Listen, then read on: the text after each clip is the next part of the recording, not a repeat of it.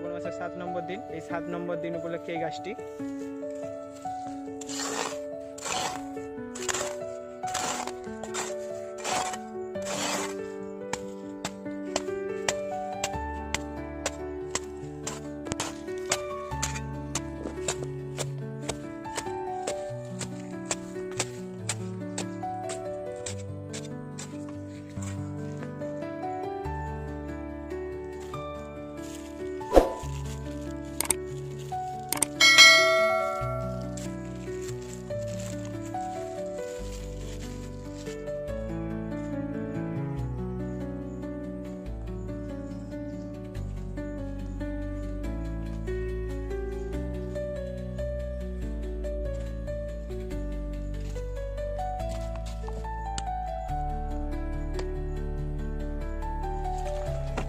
তো সপ্তম দিন উপলক্ষে গাছ লাগানো শেষ।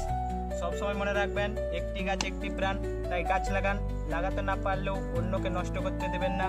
আর আপনি যদি আপনার নামে গাছ লাগাতে চান তাহলে চ্যানেলটিকে সাবস্ক্রাইব করে নিজের নামটি কমেন্টে জানিয়ে যান।